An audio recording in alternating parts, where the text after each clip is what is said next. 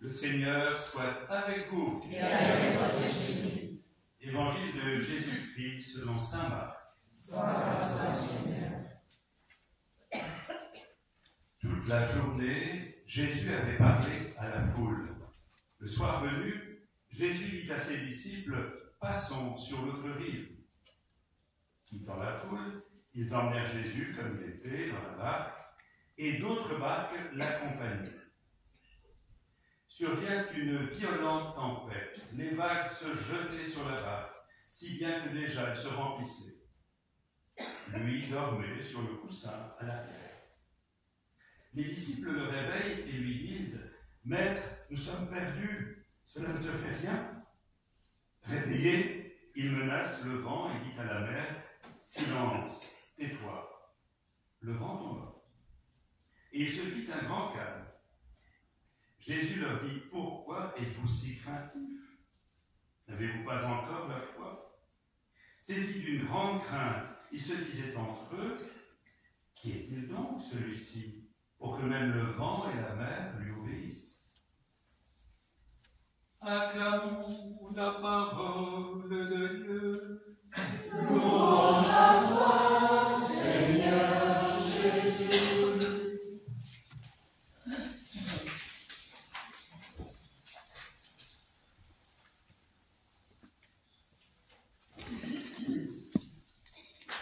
Je me souviens d'une interview il y a quelque temps, c'était en 79 je crois, il y a quelque temps. C'était le cardinal Marty, je ne sais pas si vous vous souvenez du cardinal Marty, le plus ancien peut-être, qui était archevêque de Paris, avant le cardinal Lustiger, et avant, voilà. Et on interviewait le cardinal Marty sur la situation de l'Église en France, en 79. Et je m'en souviendrai toujours de sa réponse. « L'Église de France est comme une barque dans la tempête, et les chrétiens ont le mal de mer. » On pourrait dire ça la même chose. On peut dire la France actuellement est comme une barque dans la tempête, et les Français ont un peu le mal de mer. Voilà, alors, une fois qu'on a dit ça, qu'est-ce qu'on fait? Une fois qu'on a constaté qu'on avait un peu le mal de mer dans les roulis, là. Bien, voyons ce que le Christ propose. Alors, d'abord, il vient de parler, il a enseigné, longuement. Et il veut maintenant partir de la terre juive à la terre païenne, mais il faut traverser le lac de Génézareth, dont on parle comme d'une mer. En fait, le lac de Génézareth, il est à 200 mètres en dessous du niveau de la mer et les tempêtes peuvent arriver très vite et se calmer très vite aussi. Et c'est pas si simple de passer ce lac, il y a des moments très difficiles. De l'autre côté du lac, il y a donc la terre païenne. On va voir qu'il se passe pas mal de choses de l'autre côté. Donc Jésus demande à ses marins là, de l'emmener de l'autre côté. Alors, on lui dit, écoute, c'est bien, tu as bien parlé, c'était formidable, très bien, maintenant c'est notre boulot, on gère, tu peux aller te reposer. Très bien, bon, puisqu'on demande qu'il se mette de côté, il y va. Il va à la poupe, et puis là, sur un coussin, il s'endort. On n'a pas besoin de toi, on connaît l'affaire, là, on est des marins, nous, toi, tu es un charpentier, hein, donc c'est bon, ça va. Très bien, allez-y, hein, moi j'ai confiance, on y va. Et voilà que le bateau commence à partir. et une violente tempête arrive. Une violente tempête. Alors il commence à gérer un peu et puis ça se déchaîne de plus en plus, à tel point, vous avez entendu le texte, que les vagues rentrent dans la barque. Ça devient très dangereux.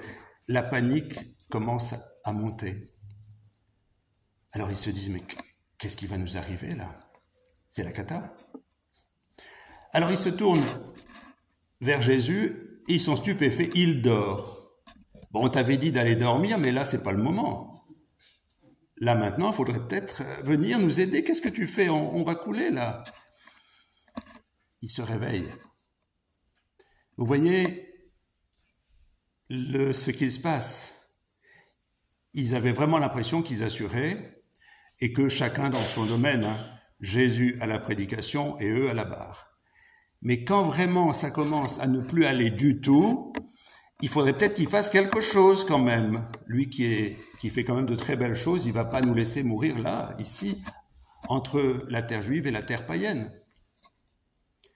Il y a une perte de maîtrise de la situation. Ils sont dépassés. Une angoisse profonde.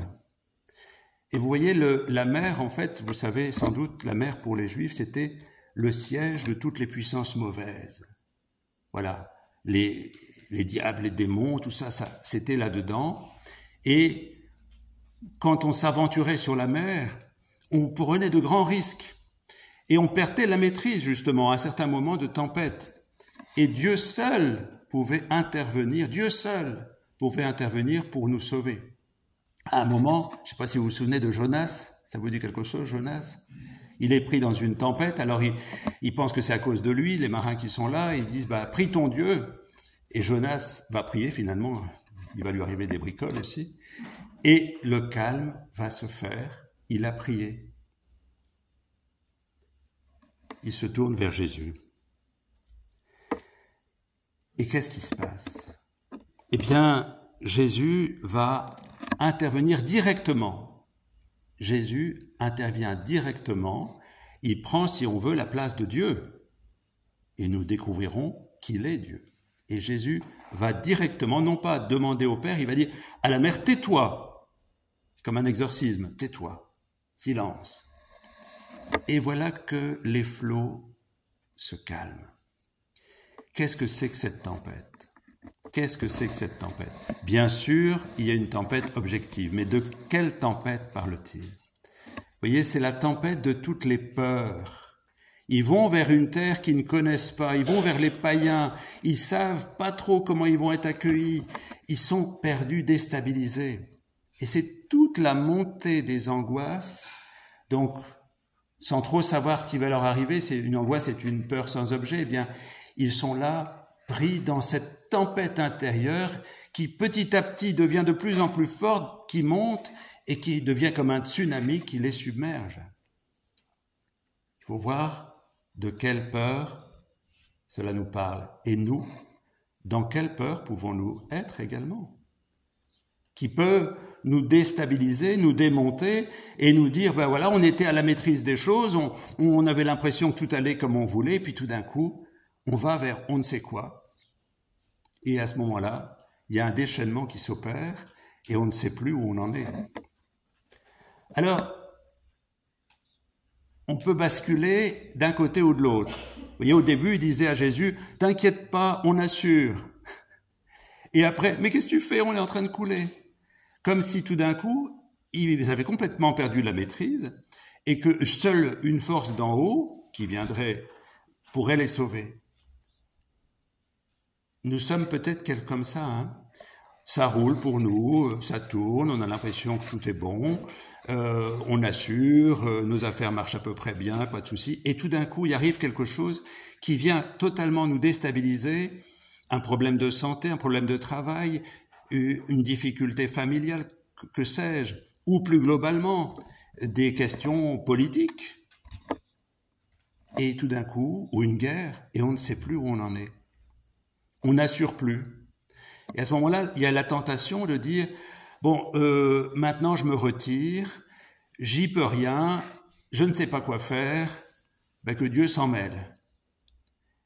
Il y a peut-être un entre-deux, non, vous ne pensez pas? Entre je suis capable de tout faire, ou bien je suis plus capable de rien faire, je me retire et je rentre chez moi, je ferme la porte, c'est bon. C'est vraiment la question du qu'est-ce que le lâcher-prise. Il y a quelques années, quelqu'un à qui on demandait mais qu'est-ce que tu demandes au Seigneur avait dit j'aimerais que Jésus m'apprenne le lâcher-prise en confiance. J'aimerais que Jésus m'apprenne le lâcher-prise en confiance. Qu'est-ce que le lâcher-prise? Ce n'est pas renoncer à notre autonomie. C'est pas renoncer à poser des actes qui peuvent changer la société. Ce n'est pas renoncer à assumer ce que l'on a à vivre. Mais c'est reconnaître que dans notre barque, il y a quelqu'un qui est présent. Il y a quelqu'un qui est présent et qui peut nous donner la force, la paix, le calme pour pouvoir arriver dans un repos du cœur à poser les actes que nous avons à poser, concrètement. Il y a quelqu'un que je cite souvent, vous, ceux qui me connaissent bien, ne seront pas étonnés, et en particulier une prière, c'est Etty Hillesum. Etty Hillesum, une jeune juive qui a donc été hollandaise, qui a été emmenée en camp de concentration et qui en 1942 fait une prière assez extraordinaire. Alors qu'elle est proche d'être emmenée en camp de concentration, elle le sait, comme beaucoup de ses coreligionnaires, elle le sait. Et elle dit ceci: « Je me garderai de suspendre au jour présent comme autant de poids les angoisses que m'inspire l'avenir. Je me garderai de suspendre au temps présent les angoisses que m'inspire l'avenir. » Vous voyez, se laisser écraser par l'angoisse. Je ne peux plus, j'étouffe, j'en peux plus. Et elle dit ceci qui est merveilleux. « Je vais t'aider, mon Dieu. » Incroyable. C'est elle qui va aider Dieu, alors qu'elle est sur le point d'être emmenée en camp de concentration. Je vais t'aider, mon Dieu, à quoi? À ne pas t'éteindre en moi. Je vais t'aider à rester dans ma barque, à ne pas t'évacuer de ce que je suis en train de vivre, à te garder au plus profond de moi, dans mon cœur, quoi qu'il arrive. Et elle continue. Oui, c'est à nous de t'aider, mon Dieu, et de défendre en nous jusqu'au bout la demeure qui t'abrite en nous.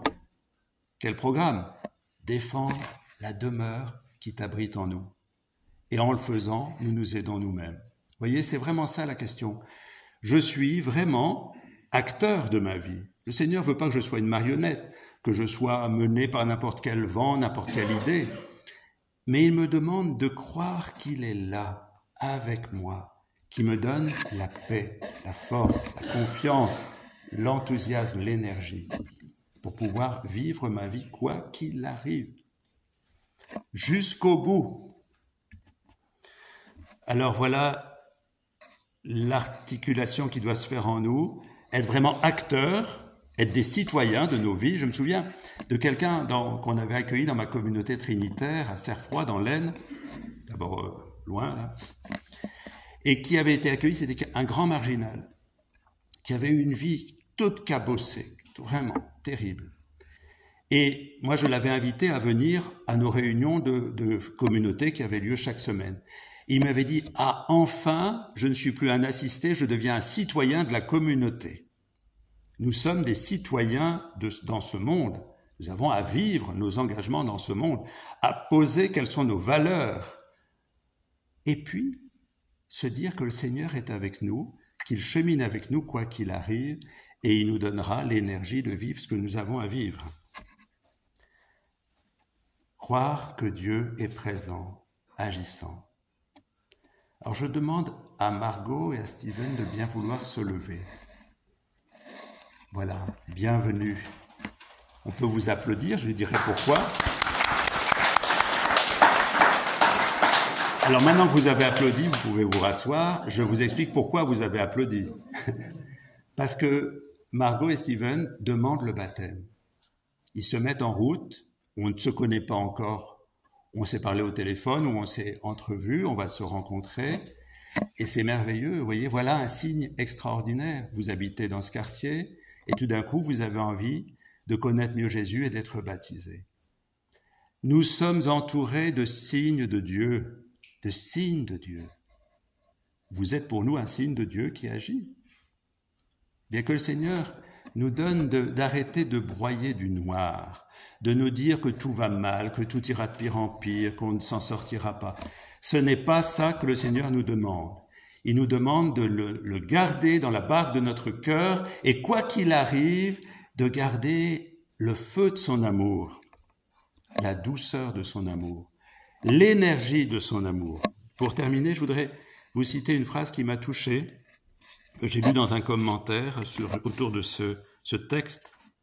Le lac en furie symbolise le royaume des forces hostiles qui montent en vagues dans nos cœurs troublés. Le royaume des forces hostiles, c'est-à-dire tout ce qui tout d'un coup, on n'y voit plus rien. Eh bien, que Jésus lève la main et que le lac déchaîné puisse devenir un baptistère. Que le lac déchaîné puisse devenir un baptistère. L'eau, ça peut être une tempête, ça peut nous submerger. Ça peut aussi être le lieu où l'on renaît, comme dans un baptême nouveau pour chacun et chacune d'entre nous. Que le lac déchaîné devienne un baptistère. Eh bien, avec Dieu, en alliance, entrons dans cette paix du cœur, cette force pour être pleinement vivant et agissant, et avec nous, Dieu fera toutes choses nouvelles.